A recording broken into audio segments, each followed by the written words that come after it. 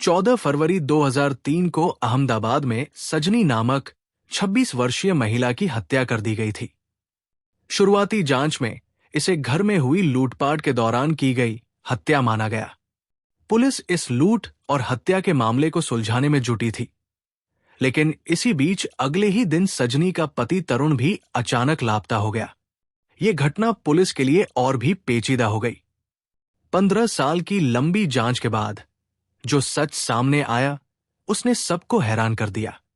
इस मामले में पुलिस का काम इतना शानदार और बारीकी से किया गया था कि जब अपराधी पकड़ा गया तो उसने भी हैरानी से पूछा कि पुलिस ने उसे आखिर ढूंढा कैसे। इस मामले की पूरी सच्चाई जानकर हर कोई चकित रह गया। यह कहानी 14 फरवरी 2003 से शुरू होती है। अहमदाबाद में रहने वाले ओके कृष्णा नाम के व्यक्ति के फोन की घंटी सुबह सुबह बजी। फोन के दूसरी तरफ उनकी बेटी सजनी के पति तरुण कुमार जिनराज थे, जो रोते हुए कह रहे थे कि उनके घर में लूटपाट की एक बड़ी घटना हुई है और लुटेरों ने उनकी पत्नी सजनी की हत्या कर दी है। बेटी की मौत की खबर सुनते ही ओके कृष्णा अपनी पत्नी और कुछ रिश्तेदारों के साथ तुरंत अपनी बेटी के घर पहुंचे। वहां का नजारा देखकर वे दंग रह गए। पूरा घर बुरी तरह से बिखरा हुआ था। फर्श पर उनकी बेटी सजनी की लाश पड़ी थी, जिसके गले में दुपट्टा लिपटा हुआ था। लाश के पास ही उनका दामाद तरुण जमीन पर बैठा हुआ था और जोर जोर से रो रहा था। सजनी की मौत से परिवार पर दुखों का पहाड़ टूट पड़ा। पुलिस ने मौके पर पहुंचकर जांच शुरू की। शुरू में इसे एक साधारण लूटपाट का मामला माना गया, लेकिन बाद में कई ऐसे सुराग मिले जिन्होंने मामले को नया मोड़ दिया। इसी बीच तरुण का अचानक गायब हो जाना पुलिस के शक को और गहरा कर गया। स्थिति को देखते हुए तुरंत सजनी को पास के अस्पताल में ले जाया गया, लेकिन अस्पताल पहुंचने पर उसे मृत घोषित कर दिया गया। अब तक इस मामले की जानकारी अहमदाबाद पुलिस को भी मिल चुकी थी। पुलिस ने तत्परता दिखाते हुए क्राइम सीन पर पहुंचकर मामले की जांच शुरू की। शुरुआत में यह मामला लूटपाट के दौरान की गई हत्या का प्रतीत हो रहा था। इसके बावजूद पुलिस ने हर पहलू की बारीकी से जांच की और घटनाक्रम को समझने के लिए तरुण से पूछताछ की। इस पूछताछ के दौरान तरुण दहाड़े मार मार कर रो रहा था, जिससे पुलिस ने ज्यादा दबाव नहीं डाला और मामले की आगे की कार्रवाई शुरू करने के लिए शव को पोस्टमार्टम के लिए भेज दिया। हालांकि तरुण की भावनाएं स्पष्ट रूप से घड़ी जा रही थी, लेकिन क्राइम सीन पर मौजूद पुलिस के साथ एक खोजी कुत्ता लगातार तरुण पर ही भौंकता जा रहा था। कुत्ते की हरकत से सवाल उठने लगे कि कहीं इस लूटपाट और हत्या में तरुण का ही हाथ तो नहीं था। इस संभावित शक को देखते हुए लोगों ने इस पर विचार किया, लेकिन पुलिस ने कुत्ते की हरकत को नजरअंदाज करते हुए मामले की जांच जारी रखी। जब तरुण को सजनी को अंतिम बार अस्पताल में देखने के लिए लाया गया तो कुत्ता फिर से तरुण पर भौंकने लगा। हालांकि इस बार भी कुत्ते की हरकत पर ध्यान नहीं दिया गया और जांच आगे बढ़ी। पत्नी की मृत्यु की वजह से तरुण की हालत ज्यादा खराब हो गई थी, इसलिए पुलिस उससे ज्यादा पूछताछ नहीं कर पाई। उसे अस्पताल में भर्ती करवा लिया गया था।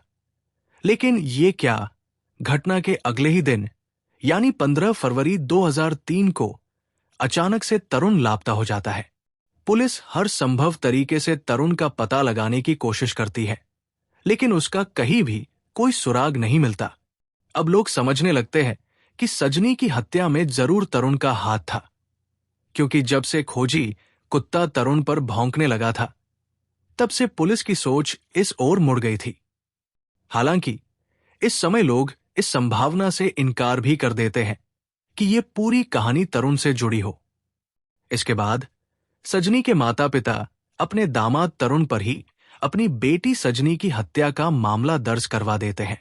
फिर भी पुलिस तरुण का कुछ भी पता नहीं लगा पाती। 2004 में सजनी के ससुराल पक्ष के कुछ लोगों का लाई डिटेक्टर टेस्ट भी किया गया, लेकिन पुलिस को कोई ठोस सफलता नहीं मिलती। सजनी की हत्या 2003 में हुई थी और अब साल 2006 आ चुका था। जब पुलिस सजनी के कातिलों को ढूंढने में नाकाम रही, तो सजनी के पिता इंसाफ की मांग करने के लिए गुजरात के तत्कालीन मुख्यमंत्री नरेंद्र मोदी के पास जाते हैं। पहले कई कोशिशों में वे नरेंद्र मोदी से मिलने में नाकाम रहते हैं, लेकिन किस्मत से उन्हें नरेंद्र मोदी से मिलने का मौका मिल जाता है। पूरी कहानी सुनने के बाद नरेंद्र मोदी गुजरात के पुलिस अधिकारियों को बुलाते हैं और सजनी मर्डर केस की फाइल खोलकर फिर से जांच करने का आदेश देते हैं। इसके बाद 2006 में इस केस की फाइल दोबारा खोली जाती है और जांच शुरू होती है। जांच की जिम्मेदारी तत्कालीन जॉइंट कमिश्नर ए शर्मा को दी जाती है। जांच के दौरान अधिकारियों की नियुक्ति बदलती रहती है, लेकिन अंत तक सजनी के कातिलों का और नहीं, सजनी के पति तरुण का कोई सुराग नहीं मिलता।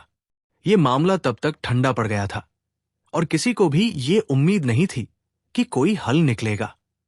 हालांकि साल 2012 में इस मामले की जांच डीपी दीनान भद्रन के नेतृत्व में शुरू होती है। इस बार पुलिस ने सजनी की हत्या के मामले में शामिल हर एक व्यक्ति की पृष्ठभूमि की गहराई से जांच करने की योजना बनाई। इस टीम का पहला लक्ष्य था कि तरुण को ढूंढा जाए, क्योंकि अगर वो मिल जाता तो बहुत से सवालों के जवाब मिल सकते थे। पुलिस ने अगले कुछ महीनों में कई हजार लोगों के प्रोफाइल की जांच की और उन लोगों से जुड़े हर एक मोबाइल नंबर और उन नंबरों पर आने जाने वाले कॉल्स की निगरानी की। इस प्रक्रिया के दौरान पुलिस ने 1 लाख से ज्यादा मोबाइल नंबर की कॉल डिटेल्स निकाली, लेकिन किसी भी नंबर का कनेक्शन तरुण नाम के व्यक्ति से नहीं मिला। शुरुआती नाकामी के बावजूद पुलिस ने हिम्मत नहीं हारी और तरुण के करीबी लोगों के नंबर पर अपनी नजर बनाए रखी। खासतौर से उसकी मां अन्नम्मा और भाई के नंबर पर पुलिस की निगाहें रही। कई महीने बीत जाते हैं, लेकिन अन्नम्मा के मोबाइल पर भी कोई ऐसा कॉल नहीं आता जिससे पुलिस को तरुण तक पहुंचने का कोई सुराग मिल सके। इसके बाद पुलिस ने एक दूसरा तरीका अपनाने का निर्णय लिया। पुलिस ने एक सामान्य व्यक्ति की तरह तरुण की मां अन्नम्मा के पास मंदसौर में पहुंचने का फैसला किया। पुलिस नाटक करते हुए पेइंग गेस्ट के तौर पर अन्नम्मा के घर में रहने लगती है। यहां पुलिस का उद्देश्य ये था कि शायद अन्नम्मा के साथ रहते हुए उन्हें तरुण का कुछ सुराग मिल सके। हालांकि पुलिस को यहां भी कोई बड़ी सफलता नहीं मिलती, लेकिन अन्नम्मा के कुछ पड़ोसी जरूर पुलिस को महत्वपूर्ण जानकारी देते हैं। दरअसल पुलिस ने पेइंग गेस्ट के तौर पर रहने के दौरान अपने पड़ोसियों के साथ अच्छे संबंध बनाए और उनसे जानकारी जुटाने की कोशिश की। पूछताछ के दौरान कुछ पड़ोसी बताते हैं कि इस बुजुर्ग अन्नम्मा के 2 बेटे हैं, जिनमें से एक अहमदाबाद में रहता है जबकि दूसरा बेटा दक्षिण भारत में रहता है। ये जानकारी पुलिस के लिए छोटी जरूर थी, लेकिन काफी महत्वपूर्ण साबित हुई। इसके बाद पुलिस ने अपनी निगरानी पूरी तरह से अन्नम्मा पर केंद्रित कर दी। पुलिस की निगरानी के दौरान ये सामने आता है कि अन्नम्मा बीच बीच में केरल भी जाती है। जब पुलिस अपनी लगातार निगरानी अन्नम्मा पर बनाए रखती है, तो उन्हें पता चलता है कि केरल जाने के बाद अन्नम्मा बेंगलुरु भी जाती है। अब पुलिस को अन्नम्मा के बेंगलुरु जाने की वजह जाननी थी, इसलिए उन्होंने अन्नम्मा के मोबाइल नंबर को सर्विलेंस पर डाल दिया और इस पर आने जाने वाले सभी नंबरों की डिटेल्स खंगालनी शुरू कर दी। कई महीनों की निगरानी के बावजूद पुलिस को अन्नम्मा के मोबाइल पर एक भी संदिग्ध नंबर नहीं मिलता, लेकिन पुलिस हार नहीं मानती और अन्नम्मा के मोबाइल नंबर पर लगातार नजर बनाए रखती है। पुलिस की ये मेहनत आखिरकार रंग लाती है। एक दिन अन्नम्मा के मोबाइल पर एक अनजान नंबर से कॉल आता है। जब इस नंबर की डिटेल पुलिस द्वारा निकाली जाती है, तो पता चलता है कि ये नंबर निशा परवीन नाम की महिला के नाम पर दर्ज है, जो बेंगलुरु में रहती है। अभी पुलिस इस निशा परवीन की डिटेल्स निकाल पाती कि कुछ महीनों बाद एक लैंडलाइन नंबर से अन्नम्मा के मोबाइल पर कॉल आता है। ये पुलिस के लिए एक बहुत बड़ा ब्रेकथ्रू था। जब इस लैंडलाइन नंबर की डिटेल्स निकाली जाती हैं, तो पता चलता है कि ये नंबर बेंगलुरु में ओरेकल इंडिया प्राइवेट लिमिटेड नाम की एक मल्टीनेशनल कंपनी के नाम पर दर्ज है।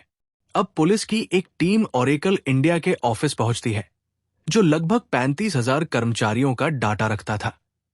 पुलिस ने एक एक करके सभी कर्मचारियों का डाटा चेक किया, लेकिन उसमें से एक भी कर्मचारी का नाम तरुण नहीं मिला। इसके बाद पुलिस ने दूसरा तरीका अपनाया। पुलिस ने तरुण की वर्षों पुरानी फोटो लेकर कई लोगों को ओरेकल इंडिया के ऑफिस के इर्द गिर्द खड़ा कर दिया और ऑफिस में आने जाने वाले हर एक व्यक्ति पर नजर रखने को कहा। कई दिनों की मेहनत के बाद आखिरकार एक व्यक्ति ने दावा किया कि उसने इस फोटो में दिख रहे शख्स जैसा किसी को इस बिल्डिंग में देखा है। जब पुलिस इस व्यक्ति का डिटेल कंपनी से पता करती है तो कंपनी ने कहा कि पुलिस जिसे तरुण बता रही है वो वास्तव में ओरेकल इंडिया का एग्जीक्यूटिव परवीन भाटेले है। पुलिस को अब समझ में आ गया कि ये तरुण अपनी पहचान बदलकर ओरेकल इंडिया में परवीन भाटेले के नाम से काम कर रहा है। ये जानकारी पुलिस के लिए एक बड़ी सफलता थी।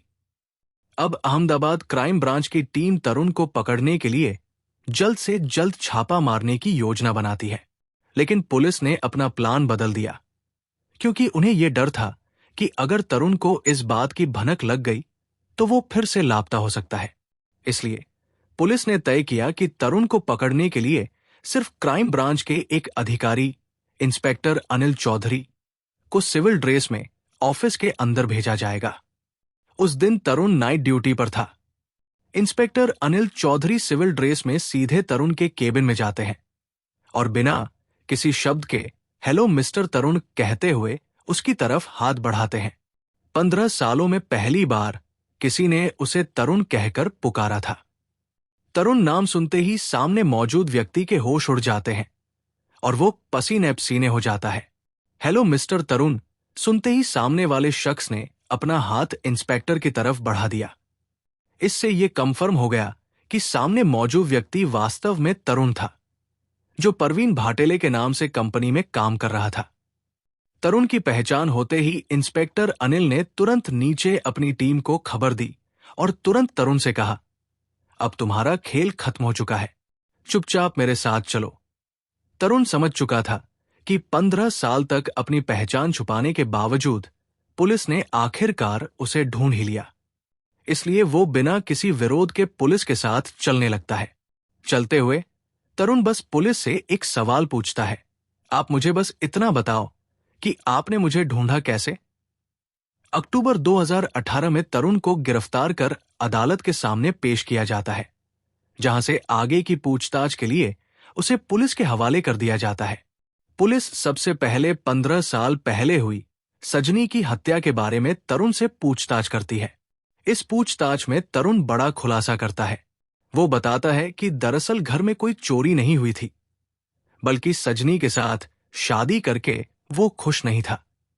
तरुण का वास्तव में किसी और के साथ लव अफेयर चल रहा था, लेकिन परिवार के दबाव में आकर वो बैंक में काम करने वाली सजनी नाम की महिला से मिलता है और 2002 में उससे शादी कर लेता है। शादी के बाद तरुण बहुत जल्दी इस रिश्ते से ऊब जाता है। फिर वैलेंटाइन डे के मौके पर वो अपनी गर्लफ्रेंड से वादा करता है कि वो उसे एक बड़ा गिफ्ट देगा। इसके बाद वो भोपाल में स्थित अपने हीरा पन्ना अपार्टमेंट में जाता है और अपनी पत्नी सजनी की दुपट्टे से गला दबाकर हत्या कर देता है। हत्या के बाद तरुण घर का सामान इधर उधर बिखेर देता है और घर में लूटपाट का नाटक करता है ताकि किसी को उस पर शक न हो। पहले तो पुलिस का खोजी कुत्ता तरुण पर ही शक जताता है। उसके बाद पूछताछ और शुरुआती जांच में भी शक की सुई तरुण की तरफ ही घूमने लगती है। इस कारण मौके का फायदा उठाकर तरुण अगले ही दिन वहां से भाग जाता है। भागने के बाद वो अपनी गर्लफ्रेंड के पास पहुंचता है और उसे बताता है, मैंने अपनी पत्नी की हत्या कर दी है और अब मैं तुमसे शादी करूंगा।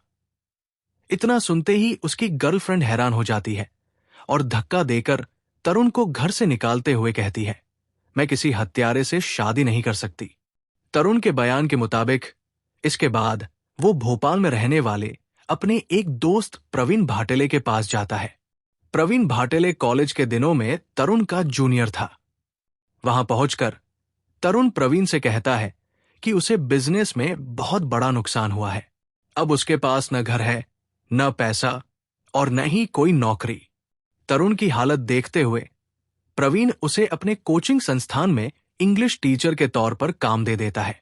यही काम करते हुए तरुण के दिमाग में एक शैतानी योजना आती है। वो धीरे धीरे प्रवीण से नजदीकी बढ़ाने लगता है और फिर उसका पर्सनल कंप्यूटर इस्तेमाल करना शुरू कर देता है। इस दौरान तरुण चुपके से प्रवीण के सभी डॉक्यूमेंट और कॉलेज के सर्टिफिकेट स्कैन कर लेता है। तरुण इन डॉक्यूमेंट्स में प्रवीण की जगह अपनी फोटो लगाकर खुद को प्रवीण भाटेले के तौर पर पेश करने लगता है। इन्हीं फर्जी दस्तावेजों का इस्तेमाल करते हुए तरुण प्रवीण भाटेले के नाम पर पासपोर्ट समेत दूसरे सरकारी दस्तावेज भी बनवा लेता है। कुछ समय तक इधर उधर समय बिताने के बाद 2012 में तरुण बेंगलुरु चला जाता है। वहां वो प्रवीण भाटेले के फर्जी दस्तावेजों के सहारे ओरेकल इंडिया प्राइवेट लिमिटेड में एक अच्छी नौकरी हासिल कर लेता है। इस नौकरी में उसे कंपनी की ओर से 22 लाख रुपए का सालाना पैकेज मिलता है। इतना ही नहीं, कंपनी के माध्यम से वो 3 बार अमेरिका भी जाता है। हैरानी की बात यह है कि तरुण इन सभी गतिविधियों को फर्जी दस्तावेजों के दम पर अंजाम देता है, लेकिन कभी पकड़ा नहीं जाता। 2012 में ही तरुण, जो अब खुद को प्रवीण भाटेले बता रहा था, कि मुलाकात निशा नाम की एक लड़की से होती है। कुछ मुलाकातों के बाद तरुण निशा को यह कहानी सुनाता है कि एक एक्सीडेंट में उसके माता पिता की मौत हो गई थी। तरुण की गढ़ी हुई ये कहानी निशा के दिल को छू जाती है और वो उसके प्यार में पड़ जाती है। जल्द ही दोनों शादी कर लेते हैं और बेंगलुरु में एक लग्जरी अपार्टमेंट में रहने लगते हैं। शादी के बाद जब कभी तरुण के माता पिता बेंगलुरु आते थे तो वो निशा से उन्हें अपने चाचा और चाची बताता था। समय के साथ तरुण और निशा 2 बच्चों के माता पिता बन जाते हैं। इन सब घटनाओं के बावजूद तरुण का सच तब सामने आता है जब उसे गिरफ्तार कर लिया जाता है। गिरफ्तारी के बाद उसे जेल भेज दिया जाता है। फिलहाल तरुण जेल में ही है। इस मामले में पुलिस ने उसकी पत्नी निशा से भी पूछताछ की। निशा ने बताया कि वो इस शख्स को केवल प्रवीण भाटेले के नाम से जानती थी। उन्हें इस बात की कोई जानकारी नहीं थी कि उसका असली नाम तरुण है और वो इतना बड़ा अपराधी है। इस मामले में अहमदाबाद पुलिस की मेहनत और सूझबूझ की सराहना की जानी चाहिए। पुलिस ने 15 साल से लापता हत्यारे तरुण को पकड़ने के लिए कठिन परिश्रम किया। उन्होंने तकनीकी निगरानी और गुप्त जांच की मदद से आरोपी तक पहुंचने के लिए उत्कृष्ट रणनीतियां अपनाई। पुलिस ने अन्नम्मा के आसपास रहकर स्थानीय लोगों से जानकारी जुटाई और फिर सिविल ड्रेस में अधिकारियों को भेजकर तरुण को पकड़ लिया। उनकी सूझबूझ और धैर्य ने अपराधी को आखिरकार न्याय के कटघरे में खड़ा कर दिया। इस मामले में अहमदाबाद पुलिस की कड़ी मेहनत और पेशेवर रवैया वास्तव में प्रशंसा के योग्य था। इस मामले ने यह सिद्ध किया कि अगर पुलिस सही दिशा में मेहनत करती है तो कोई भी अपराधी अंततः कानून के शिकंजे में आता है। पुलिस की कड़ी मेहनत, तकनीकी निगरानी और रणनीतिक जांच की वजह से अपराधी को न्याय के सामने लाया जा सका। यह मामला यह भी दर्शाता है कि कोई भी अपराध कितना भी पुराना क्यों न हो, अंततः अपराधी को दंड मिलेगा। आपकी इस घटना के बारे में क्या राय है? कमेंट बॉक्स में जरूर बताएं। अगर यह कहानी आपको जागरूक करती है तो इसे शेयर करें और चैनल को सब्सक्राइब करें। धन्यवाद।